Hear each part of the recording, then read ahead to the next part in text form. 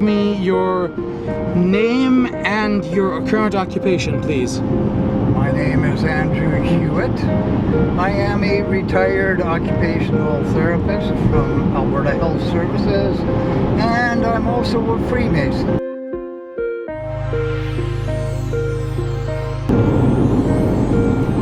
So, what exactly got you interested in occupational therapy and holistic health to begin with? Well, I was at university, and my now wife was taking a degree in speech-language pathology, and I was just in a general science program and bored spitless, and I came across a brochure basically on occupational therapy, and I looked at what it constituted on the educational side, which was learning about human anatomy, human physiology, psychiatry, drug interactions, really quite an involved degree. And I thought, hey, this sounds pretty cool. And so I took a couple of introductory courses, which went into greater depth of what holistic health or whole person health is and how occupational therapy applied to that concept. And then I applied and was accepted into the program. So, where did you come up with your holistic approach to health, and what does that even mean exactly? My holistic approach to health is derived from the science of occupational therapy, which basically occupational therapy looks at the whole person, where other disciplines look at specifics, like physical therapy looks at the physical well-being, psychiatry or psychology looks at mental well-being and emotional stability, and nursing looks after acute care health issues. Occupational therapy looks at the person's physical capabilities, their mental and emotional capabilities, and their environment. A lot of what occupational therapy does is deals with persons with acute injuries or acute onset of illnesses, which has incapacitated them in some way. So holistically, when I see a client, I look at their physical, what they're capable of doing. I look at their environment and what sort of adaptations need to be made to assist them in their environment. I look at how they're feeling about it and try to find them resources to deal with the emotional downside of losing abilities, and with whatever sort of mental health issues might arise with that. You mentioned being a Freemason during your introduction. What is a Freemason exactly, and what do they stand for?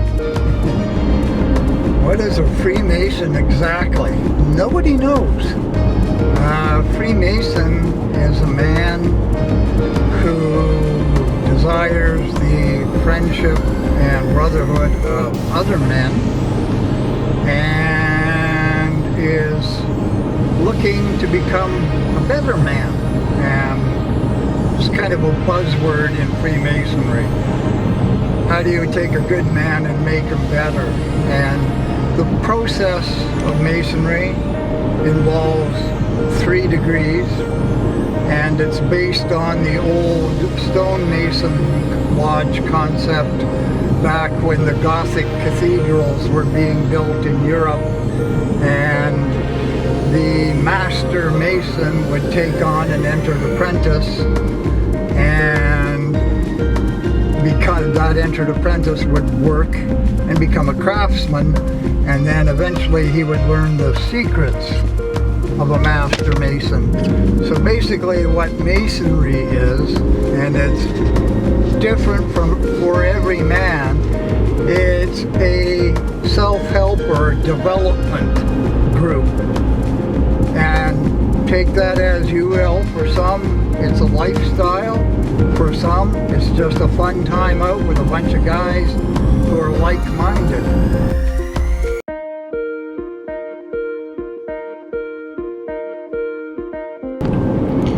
So how does a current occupational therapist at the time become interested in Freemasonry? Basically, it's because I knew a couple of men, a father and son, who were Masons, and I admired their ability to pretty much get along with anybody, but not everybody. And the way they treated people with respect, the way they looked after their lives, their finances, their families. And I had known they were Masons for years, and finally one day I said, tell me about this Masonry thing and how you become one. And they said, well, asking is the first step. You cannot become a Mason by being coerced or quote, asked to join. You have to ask a Mason that question. What is it about? So I asked these gentlemen how I became a Mason, and we started the process. And a committee of brothers came out and interviewed me and interviewed my wife to make sure that this wasn't just something on my own side and my own part, that my family was taken into consideration for this as well. So that part about family being important in Masonry was looked after as well. How does Freemason connect to occupational therapy to you? Well, as I said, occupational therapy is the whole person: physical health, mental health, emotional health.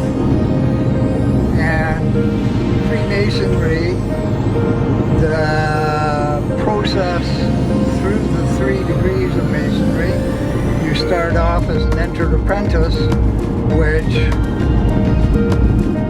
primary discipline, I guess, of that degree is your physical well-being, making sure that you are a fully functioning physical being, whereas the fellowcraft degree is more in the mental health or mental sort of, I'm not sure I can say this properly, but it looks at your intellectual functions, your ability to reason, to use math, music, science, art. So it looks at those intellectual functions. And the Master Mason's degree is more of a spiritual, emotional growth degree. So along the way, you're encompassing that whole person, taking them from just their physical health to their intellectual health to their spiritual health. It encompasses the whole person in a slightly different way.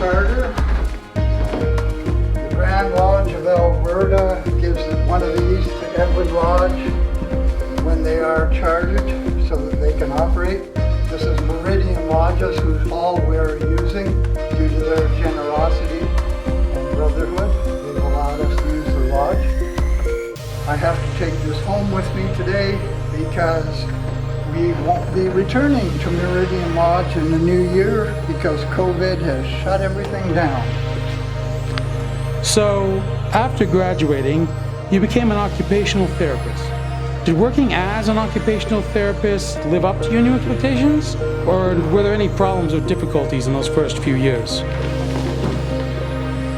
Yes, I would say occupational therapy lived up to my expectations and exceeded them. Because occupational therapy is holistic and looks at all areas of a person's life, it also looks at all age groups. So some occupational therapists specialize and go into pediatrics, looking after kids. Some specialize in geriatrics, looking after seniors. Some specialize in orthopedics, so post-surgical recoveries. And some specialize in acute care, so working with people in the hospital and trying to get them physically capable enough to leave the hospital. So what exactly caused you to leave occupational therapy if you enjoyed it so much? Well, I had some health issues, but that's not the whole story. Health issues I didn't recognize initially. I won't go in depth, but they were significant.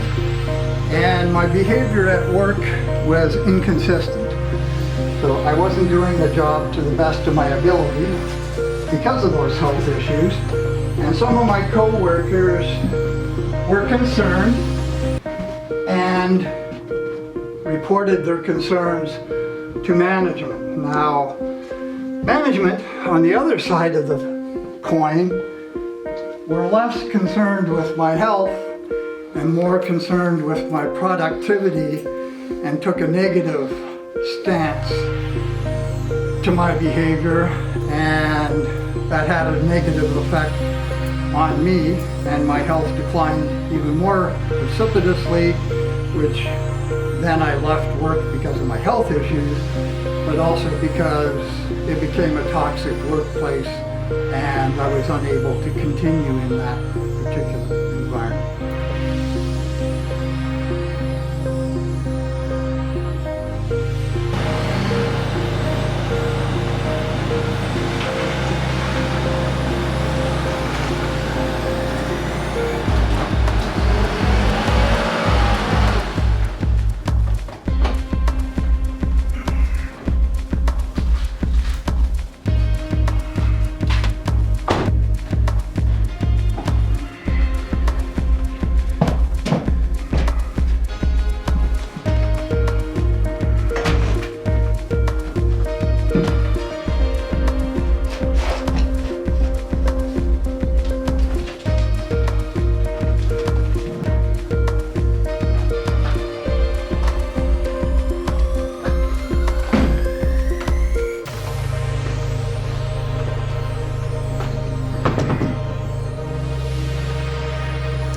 So,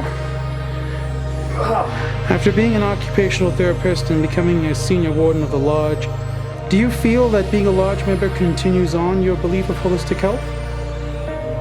I don't think it applies to continuing on. I think it expands on the belief in holistic health and mental and physical, because with the lodge we look at the growth of our personal development, our moral